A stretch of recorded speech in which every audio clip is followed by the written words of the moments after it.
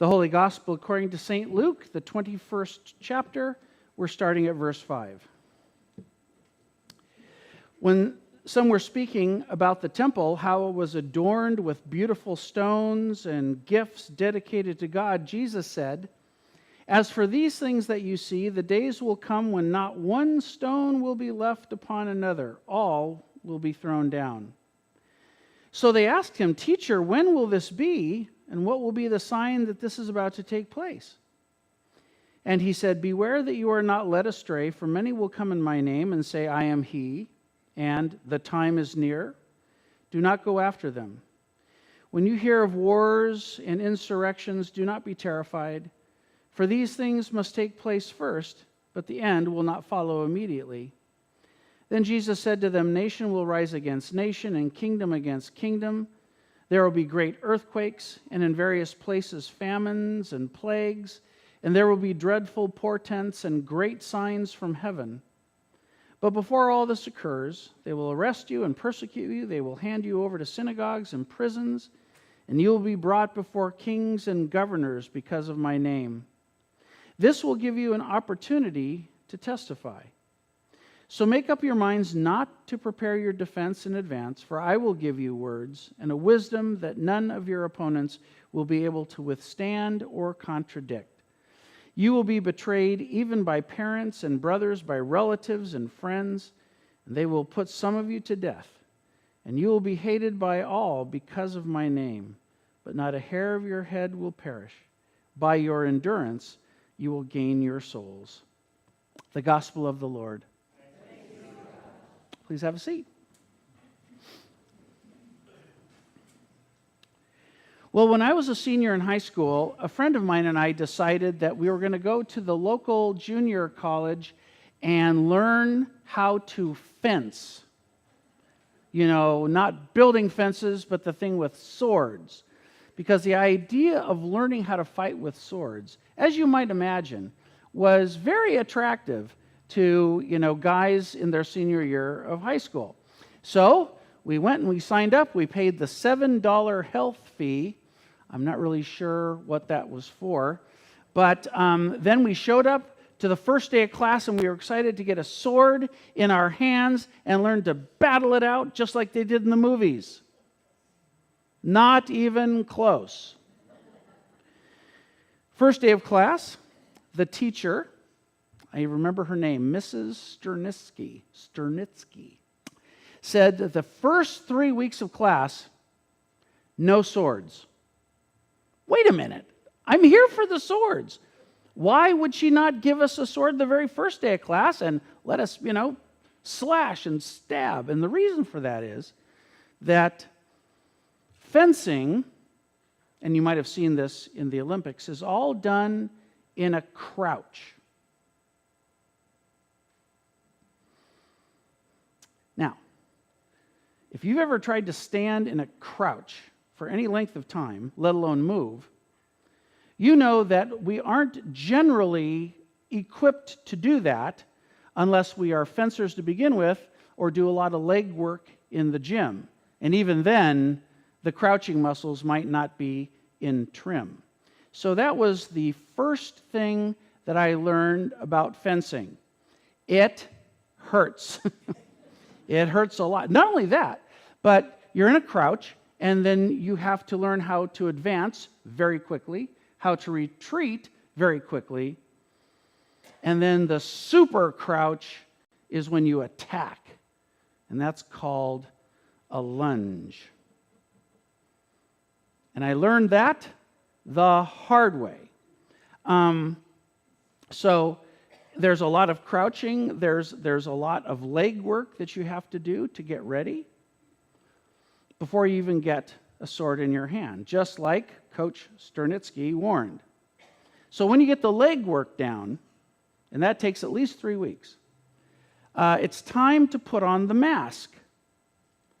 And you'd think, no big deal. Stick on a mask, get the sword, start hacking away.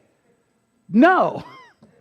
If you've ever seen a mask, a fencing mask, you know that it is very tightly woven. It is a You can't see the face of your opponent for how tightly that mesh is right in front of your face. And the reason for that is because all swords that you use for fencing, and there's 3 of them, have a very tiny, sharp tip. They're not like broadswords that you see knights fighting with on horseback. They're light and they've got a very sharp tip. And that means to protect your eyes and the rest of your face, the mesh has to be really, really tight. So you put these masks on and you look like a fly with one big eye. You look like a cyclops fly. And when you put the mask on, strangely enough, you're blind. Why are you blind? Because the first thing your eye wants to try to focus on is what's right in front of it. And what's right in front of it is an extremely tight wire mesh. And if you're looking at the wire mesh, you cannot see anything else, including your opponent, who is trying to stab you with a sword. So it's important that you learn how to see through the mask. And that does not come instantly. You have to be trained to see through what is right in front of your face. Now, I mention all this because that is exactly the problem Jesus' disciples are having as they enter Jerusalem. They are not paying attention to what they're supposed to be paying attention to. They are marveling at the huge stones that build the temple complex and the bright and brilliant way that the temple itself shines in the Mediterranean sun. And they completely forget in their reverie what Jesus is doing in Jerusalem in the first place. And what is Jesus doing in Jerusalem? Well, like I told the kids, it's his last visit to Jerusalem. And he's there to bring his mission to a close, to give his life for the sins of the world. That's where his focus is. And the disciples are just checking out the architecture. So Jesus has to bring them sort of back to focusing on the thing that they're all in Jerusalem for. And he does it in a very surprising, even harsh way. Listen to what he says. As for these things that you see, the days will come when not one stone will be left upon another, all will be thrown down. I call this is Jesus in his party pooper mode.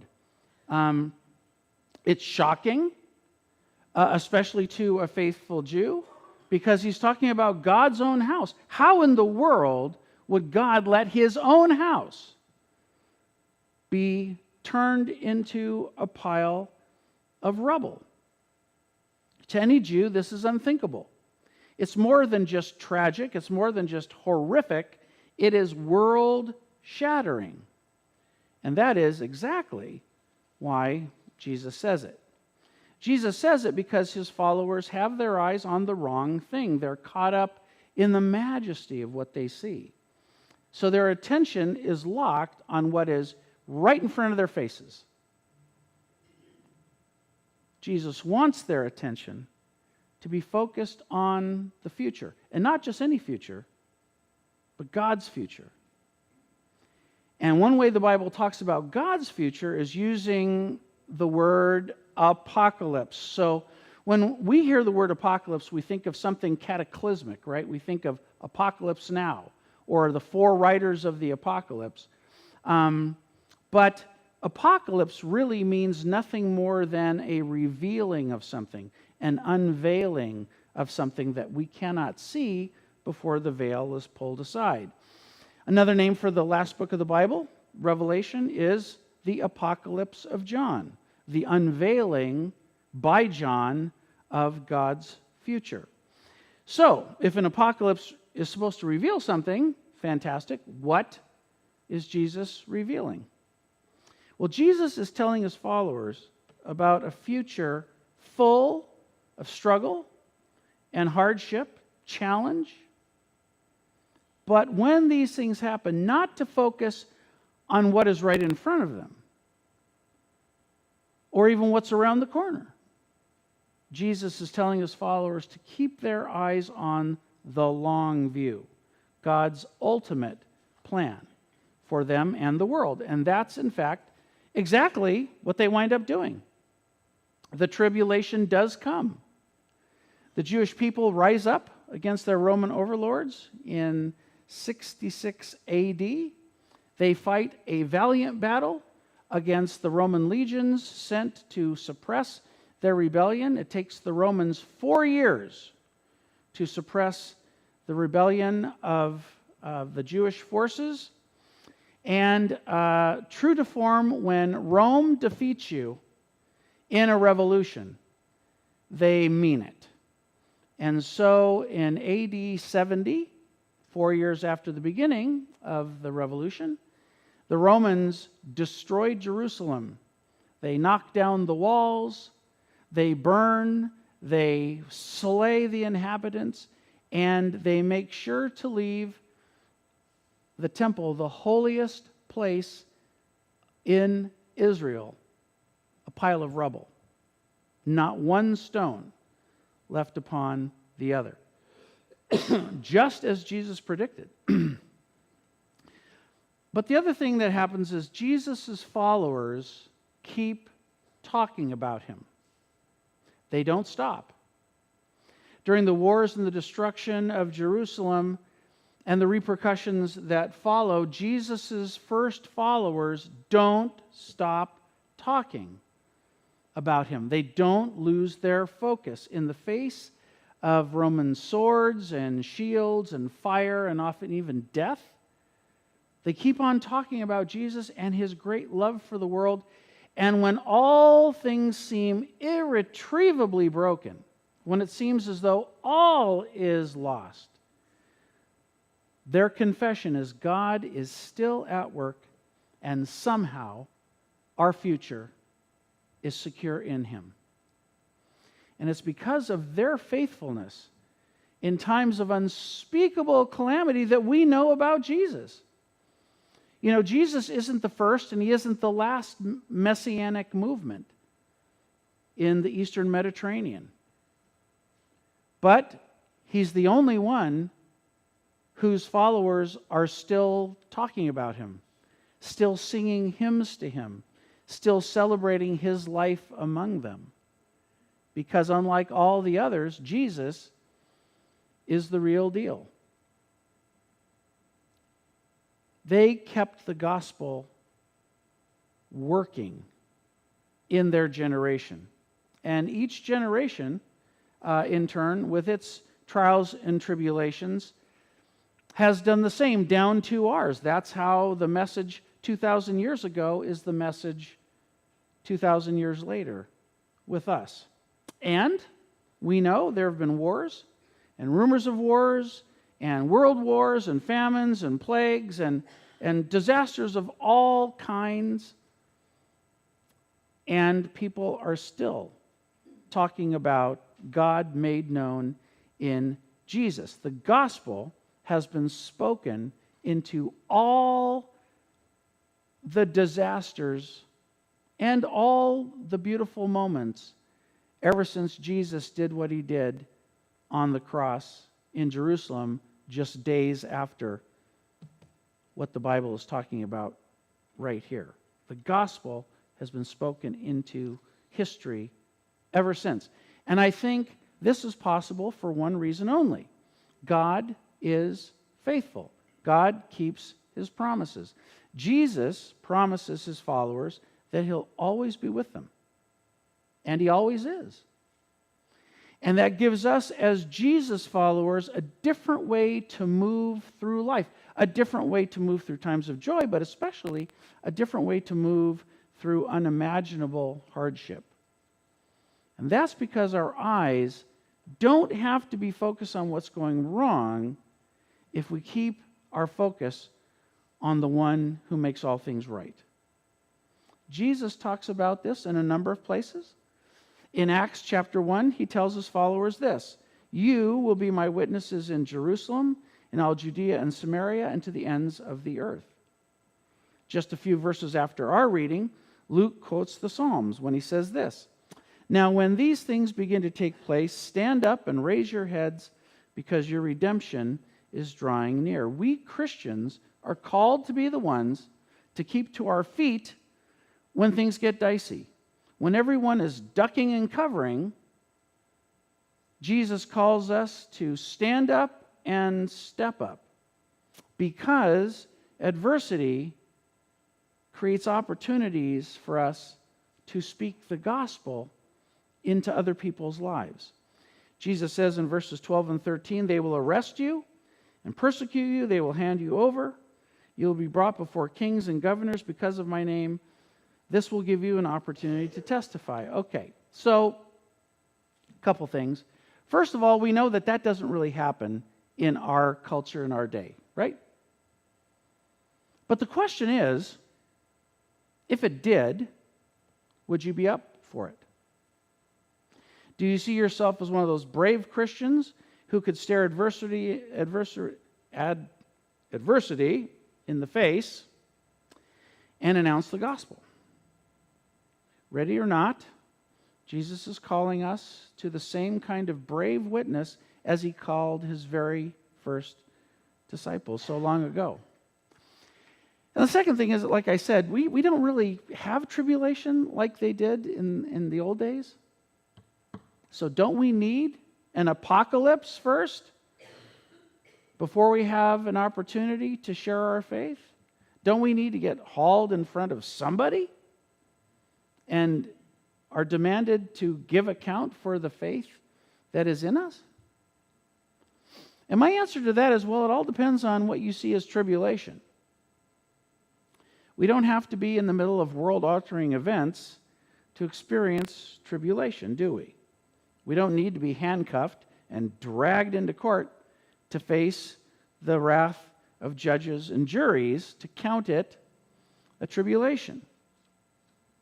Who do you know who is in the middle of a divorce, or a loved one who is sick, or dealing with a death, or dealing with a diagnosis? Isn't that real tribulation? I think it is. Doesn't that count as an opportunity to share God's love with people going through those things as we care for them, as we serve them?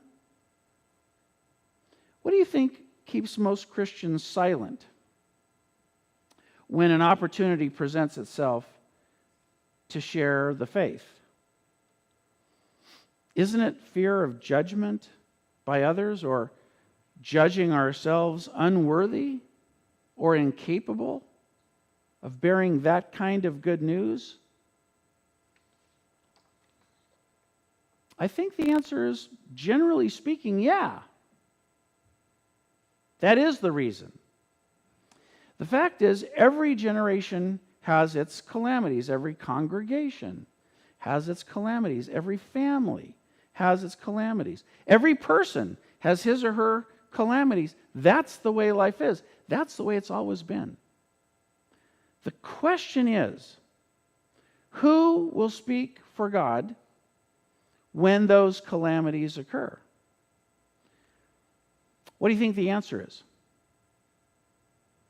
The church down the street, right? Let those guys do it. No. The answer is you. All of us, all together. And not only to speak about it, but to live it out as if it were actually true, right?